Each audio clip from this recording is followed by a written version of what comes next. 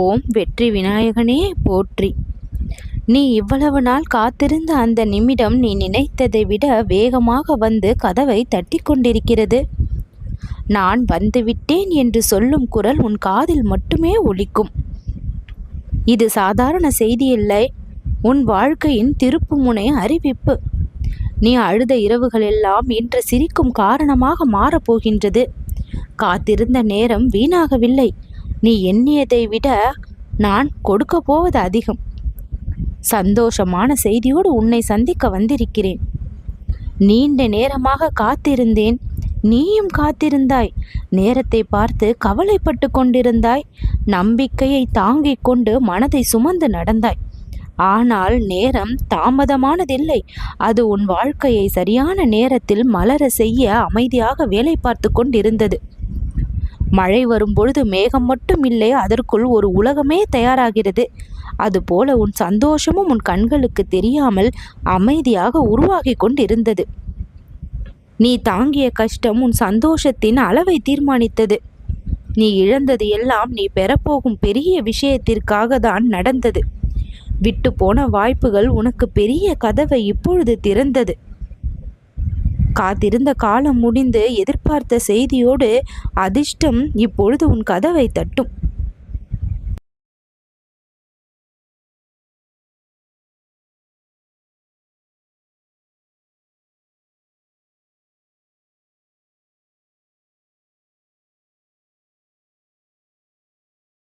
நேரம் மெதுவாக நடந்தது என்று நீ நினைத்தாய்.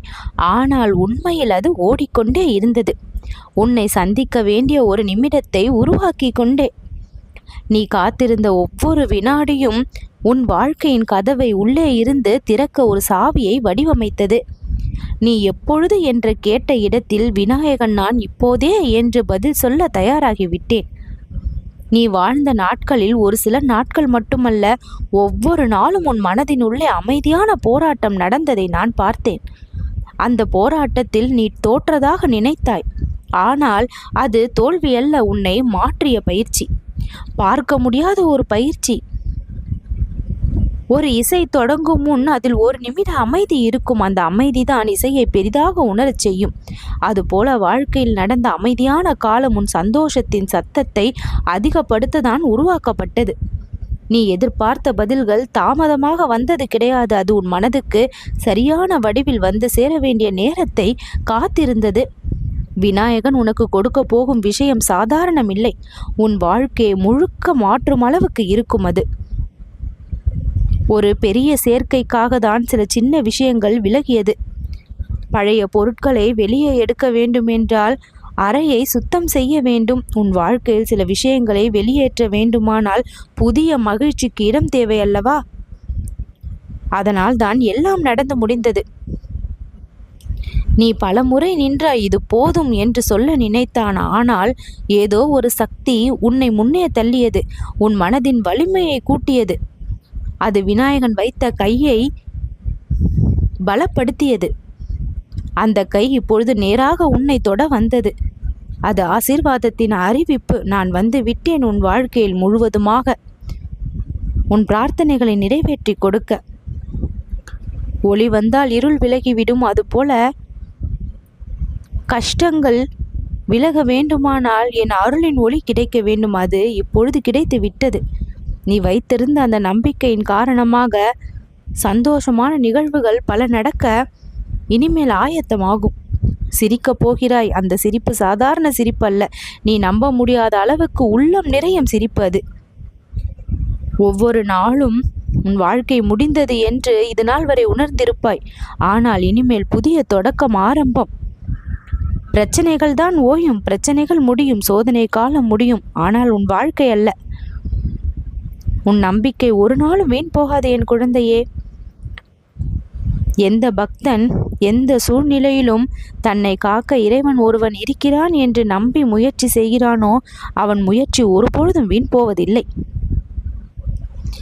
எத்தனையோ பேர் உன் மனதை காயப்படுத்தி இருக்கலாம், கஷ்டப்படுத்தி இருக்கலாம், உன்னை கடுகளவும் புரிந்து கொள்ளாமல் சித்திரவதை செய்திருக்கலாம். ஆனால் மனதளவில் நீ பட்ட காயங்கள் அதற்கான மருந்தை பெறும். யாரெல்லாம் உன்னை குறை கூறி கஷ்டப்படுத்தினார்களோ அவர்கள் கரமே வந்து மருந்திடும். காலம் அனைத்திற்கும் வழி செய்யும். பொறுமைதான் அதற்கு ஆயுதமாக இருக்க வேண்டும். எந்த சூழ்நிலையிலும் அவசரப்படாமல் இரு. மனதை பதட்டமாக வைக்காமல் அமைதியாக வைத்திரு. பொறுமை என்கின்ற ஆயுதம்தான் விரைந்து வெற்றியை பெறக்கூடிய இரகசியம். அந்த இரகசியத்தை தெரிந்து செயல்பட்டால் எந்த துன்பமும் உன்னை துரத்தாது. அதிக அளவு நீ தோல்வியை கண்டதற்கு காரணம் உன் மீது நீ வைத்திருந்த அந்த சந்தேகம்தான். உன் மீது நீ கொண்டிருந்த அந்த தாழ்வு குணம்தான். பிறர் உன்னை நம்பினாலும் நீ உன்னை நம்ப மறுத்தாய். பிறர் உன்னை உயர்த்த நினைத்தாலும் நீ அங்கே தாழ்ந்து போனாய். முதல் காரணம் உன் மனம்தான். உன் எண்ணத்தில் உயர்வை வை. உன் மீது நம்பிக்கை வை. உன் வாழ்க்கை மாறும் என்று நம்பு. அந்த மாற்றத்தின் முதல் படியாக இன்று என்னுடைய வாக்கை கேட்டுக்கொண்டிருக்கிறாய். சற்றும் தவிர்த்து விடாமல் முழுமையாக கேள். உன் வாழ்க்கை முழுமையாக மாறக்கூடிய அதிர்ஷ்ட கதவு இந்த 8 நிமிடத்திற்குள் அரங்கி இருக்கின்றது. இனிமையான பல நிகழ்வுகள் நடக்கும் என்று உறுதி கொடுக்கின்றேன். தினம் தினம் உன்னுடைய முகத்தை மலர செய்ய வேண்டும் என்பது என்னுடைய ஆசை. எது எல்லாம் நடக்காது என்று நீ நினைத்து துடிதுடித்து கொண்டிருந்தாயோ அந்த விஷயங்கள் எல்லாம் சிறப்பாக நடந்து உன்னை ஆச்சரியப்படுத்தும். பூ போல மென்மையான குணம் கொண்ட உன்னை கடினமான சொற்களால் தாக்கி இருக்கின்றார்கள். ஆனால் நீ காணாமல் போக வேண்டும் என்று நினைத்தவர்கள் அது நடக்காததால் அவதிக்கு உள்ளானார்கள். வெற்றி பெற்று அவர்கள் முன்னால் நீ உயர்ந்து நிற்பாய். நீ கீழ்நிலைக்கு செல்ல வேண்டும் என்று நினைத்தவர்கள் எல்லாம் நீ உயர்ந்து நிற்பதை பார்க்காமல் செல்ல போவது இல்லை. தோற்ற இடத்தில் ஜெயித்து நிற்பாய்.